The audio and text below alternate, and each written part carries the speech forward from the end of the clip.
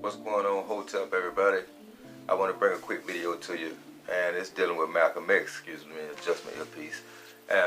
See, a lot of people gave Malcom X a bad name. I ain't gonna say a lot of people, but I say the higher echelons gave Malcom X a bad name, but they'll praise Martin Luther King. And you have to ask yourself, why is this? You know, well, first of all, Malcom X was teaching you to have defense. By any means, don't go out and start trouble, but if somebody come mess with you and your people, by all means necessary, defend you and yours. However, Martin Luther King had the Christianity turn the other cheek philosophy, and it was like a bad look for us to be going off of that philosophy, especially during that time, and even now in the present day time, it's bad to be going off of that turn the other cheek philosophy. And it shows in the court case of the Geiger woman, the police officer that killed the Haitian guy in his own apartment, thinking it was hers. Did they drug test her? She had to be. How in the hell you don't know which one you stay in? You know, it sound like a big cover up to me. You know what I mean? It sound like a hit to me, to be honest with you. But what shocked me the most is when the family get up and the brother and forgive and go give a hug and tell me, I want to be your friend. Dang, nigga.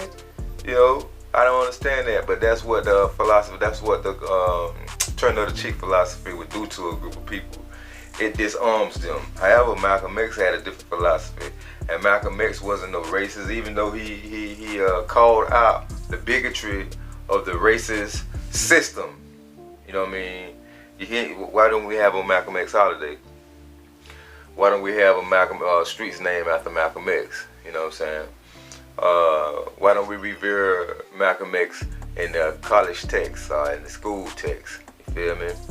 They always look at this man like he was a bad guy just because he was calling out the hypocrisy of the society of his time, as well as the hypocrisy of the society of today. Now, check this video out. I put these footages together. It's off a CBS interview that he done. And I stand 100% by Malcom X, man. Just in case you didn't know, I stand 100% by Black Panther Party too. The government painted them out to be racist, murderers, people going out murdering innocent people. No, it wasn't them people, wasn't nothing like that. Matter of fact, you get your WIC program. They get the WIC program from Black Panther Party. These people had college degrees. They was doing stuff for the community.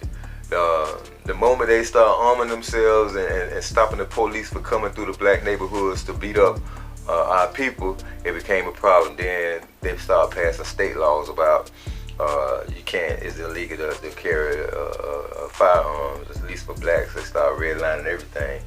But back to the topic at hand. Y'all check out this Malcom X footage. This information that he's bringing it's imperative today. So I hope you enjoy the video. One love. Front Page Challenge welcomes the outspoken Negro leader, Malcom X.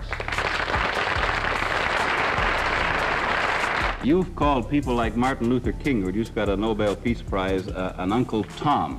Is this correct, first? Well, I'd rather say that in the States, there's a law that has recently been passed, or a decision handed down by the court, wherein if you call someone an Uncle Tom, they can sue you for libel. Well, so I never refer to them as Uncle Toms. I would say that Uncle Martin is my friend. Uncle Martin is your friend, yet you would disagree with his approach to what he wants to accomplish. Definitely. If his approach would bring about what the black man in America needs to completely eliminate the problem that we have, I would say well and good. But I very much doubt that anyone who adopts the approach that Martin Luther King has been teaching to our people in that country can point to any meaningful gains that has actually served to solve the problem. Black Muslims have sometimes, whether you have or not, and I think probably you have sometimes, it seemed to me, been preaching hate to meet hate.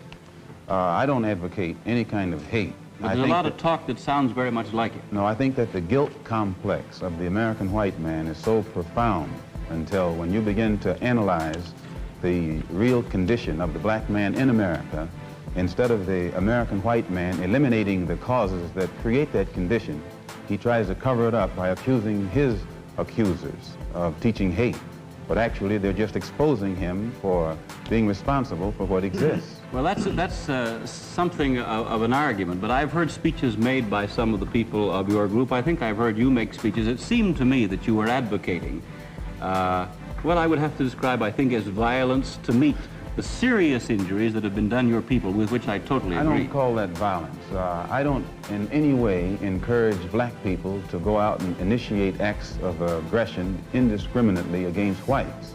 But I do believe that the black man in the United States and any human being, anywhere, is well within his right to do whatever is necessary, by any means necessary, to protect his life and property, especially in a country where the federal government itself has proven that it is either unable or unwilling to protect the lives and property of those human beings. Are you still a Muslim yourself? Oh, yes. I'm a Muslim. I believe in the religion of Islam, which believes in brotherhood, complete brotherhood of all people. But at the same time that I believe in this brotherhood, I don't believe in forcing my desire for brotherhood upon those who aren't willing to accept it. Of course, I think the Christians would say that they also believe in brotherhood. What did you say to that? I'd say they believe in it, but don't practice it. That'd be a pretty good answer. Then we're realizing that our problem in America, that we are black Americans, and we have a problem that goes beyond religion. We formed a group known as the Organization of Afro-American Unity. And the objective of this organization, it's non-religious, number one. Any Negro can belong to it.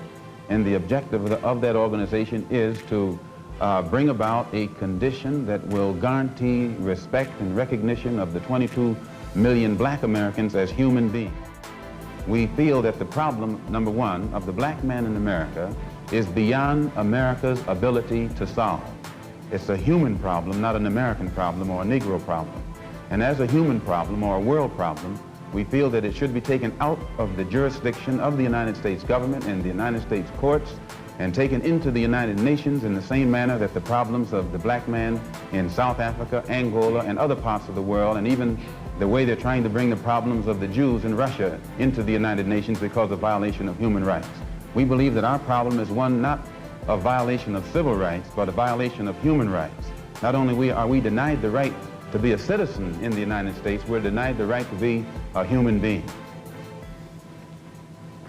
Mr. X, may I thank you very much for coming on our program and perhaps clearing away some of the cobwebs of misconception that some of us might have had about your belief. And I think you're a very sincere man, and it takes a lot of courage to admit a former belief is wrong, and we congratulate you for that and the service you performed tonight in giving us your views. Thank you so much, Mr. Thank you.